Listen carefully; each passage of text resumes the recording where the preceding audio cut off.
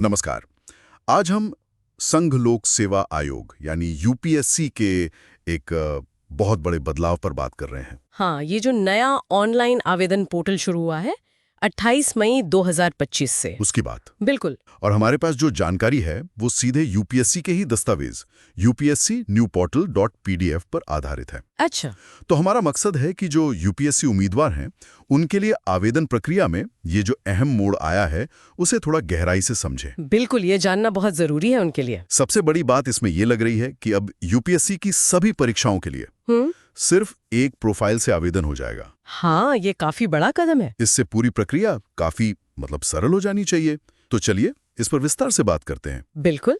देखिए, इस नए पोर्टल को लाने के पीछे यूपीएससी का मकसद तो साफ है कि आवेदन प्रक्रिया तेज हो, आसान बने और ज्यादा पारदर्शी हो। ट्रांसपेरेंट। हाँ, और ये सिर्फ सुविधा की बात नहीं है, बल्कि ये यूपीएससी की सोच में भी एक बदलाव दिखाता है। मतलब वो उम्मीदवार को हर बार नया आवेदक नहीं समझ रहे। अच्छा। बल्कि एक स्थायी प्रोफाइल के रूप में देख रहे हैं। हाँ, ये नजरिया काफी दिलचस्प है और शायद इसीलिए बिल्कुल। इसीलिए इस नए पोर्टल का जो स्ट्रक्चर है उसे चार मुख्य हिस्सों में बांटा गया है। हाँ, 4 स्टेप्स कह सकते हैं। पहला तो है खाता बनाना, अकाउंट क्रिएशन। और दूसरा वह है सामान्य पंजीकरण, यूनिवर्सल रजिस्ट्रेशन। मतलब एक तरह की परमानेंट प्रोफाइल जो आगे सभी परीक्षाओं के लिए आपकी जो बेसिक जानकारी है वो रखेगी। और यहीं पर उम्मीदवारों के लिए पहला बड़ा फायदा नजर आता है। देखिए, ये दोनों हिस्से सिर्फ एक बार भरने हैं। बस एक बार? हाँ, बस एक बार। सोचिए, बार बार नाम, पता, जन्म तिथि ये सब भरने की जरूरत खत्म। इससे न सिर्फ समय बचेगा, हाँ, समय तो बचेगा ही, बल्कि टाइपिंग की जो गलतियां हो जाती हैं कभी-कभी, उसकी गुंजाइश भी काफी कम हो जाएगी। ये आपकी एक स्थायी डिजिटल पहचान बनाने जैसा है यूपीएससी के लिए। बिल्कुल। फिर तीसरा हिस्सा है common application form. Common application form. हाँ, ये भी शायद एक ही बार भरना है। हाँ, ये भी एक बार का ही काम है। हाँ, इसमें शायद वो जानकारी होगी जो ज्यादातर परीक्षाओं के लिए समान रहती है, जैसे आपकी एजुकेशन क्वालिफिकेशन वगैरह। अच्छा। तो इसका मतलब ये हुआ कि उम्मीदवार इन तीनों हिस्सों को, मतलब अकाउंट बनाना, रजिस्ट्रेशन और ये कॉमन फॉर्म, अपनी सुविधा अनुसार कभी भी पूरा कर सकते हैं। बिल्कुल। जरूरी नहीं कि नोटिफिकेशन का इंतजार करें। ये तो बहुत बढ़िया है। मतलब ऐन वक्त की हड़बड़ी नहीं होगी। सही कहा। ये कॉमन एप्लीकेशन फॉर्म एक तरह से स्टैंडर्डाइजेशन भी लाता है। मतलब विभिन्न परीक्षाओं के लिए आवेदन में एक रूपता रहेगी। फिर आता है चौथा और आखिरी हिस्सा, परीक्षाएं या एग्जामिनेशन। हाँ, ये चौथा हिस्सा फिर खास परीक्षा से जुड़ा होगा। बिल्कुल। इसे तभी भरना होगा जब किसी खास परीक्षा की अधिसूचना, मतलब नोटिफिकेशन, जारी होगी। अच्छा। इसमें फिर उस परीक्षा से जुड़ी जानकारी होगी, जैसे सेंटर चुनना है, ऑप्शनल सब्जेक्ट लेना है या नहीं, और फीस पेमेंट वगैरह। यहीं से आप अप्लाई करेंगे और स्टेटस भी देखेंगे। तो ये जो बंटवारा किया है इसका सबसे बड़ा फायदा क्या लगता है? देखिए, सबसे बड़ा लाभ ये है कि जो स्थिर जानकारी है, जो बदलती नहीं है ज्यादातर, जैसे नाम, पता। हाँ, और जो गतिशील जानकारी है, जो परीक्षा के हिसाब से बदलती है, जैसे सेंटर या ऑप्शनल। बिल्कुल, इन दोनों को अलग कर दिया गया है। इससे आखिरी समय की भागदौड़ बहुत कम हो जाएगी, क्योंकि ज्यादातर जानकारी तो पहले से भरी होगी। उम्मीदवार सिर्फ परीक्षा विशिष्ट डिटेल्स पर फोकस कर सकते हैं। और इस प्रक्रिया को और आसान बनाने के लिए आधार कार्ड का भी कुछ रोल है शायद।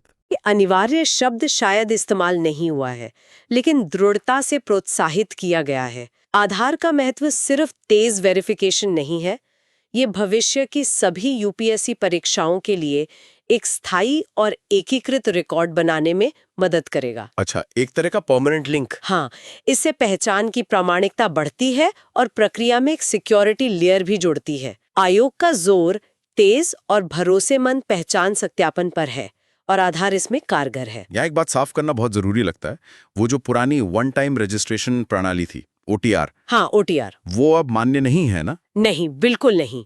सभी उम्मीदवारों को, चाहे वो नए हों या पहले ओटीआर पर रजिस्टर कर चुके हों, इस नए पोर्टल upsconline.nic.in पर नए सिरे से पंजीकरण करना ही होगा। ये बहुत जरूरी जानकारी है। मतलब सबको फ्रेश स्टार्ट करना है। हाँ जी, और अच्छी बात यह है कि पोर्टल पर ही डिटेल्ड इंस्ट्रक्शंस दिए गए हैं। मार्गदर्शिका या इंस्ट्रक्शन सेक्शन में सब मिल जाएगा कि फॉर्म कैसे भरें, डॉक्यूमेंट कैसे अपलोड करें वगैरह। चलिए, ये तो सुविधा है। और अगर हम इसे थोड़ा बड़े परिप्रेक्ष्य में देखें तो ये पोर्टल डिजिटल गवर्नेंस और ईज ऑफ डूइंग की दिशा में एक महत्वपूर्ण कदम है। अच्छा। ये सिर्फ यूपीएससी तक सीमित नहीं है, बल्कि ये दिखाता है कि कैसे सरकारी भर्ती प्रक्रियाओं को मॉडर्न, एफिशिएंट और कैंडिडेट सेंट्रिक बनाया जा रहा है। और इसका इस्तेमाल भी शुरू हो गया ना? हाँ बिल्कुल, इसका पहला इस्तेमाल भी शुरू हो चुका है। सीडीएस परीक्षा 2 2025 और एनडीए एंड एनए परीक्षा 2 2025, जिनकी अधिसूचना 28 मई को ही आई है, वो इसी नए पोर्टल के जरिए हो रही हैं। तो अगर हम संक्षेप में कहें, उम्मीदवारों के लिए इसका मतलब क्या है, निचोड़ क्या है? निचोड़ यही है कि ये एक सुव्यवस्थित, ज्यादा यूजर फ्रेंडली सिस्टम है।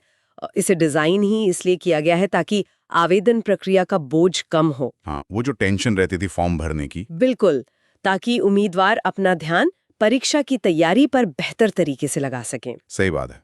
और ये हमें एक और बात सोचने पर मजबूर करता है। क्या?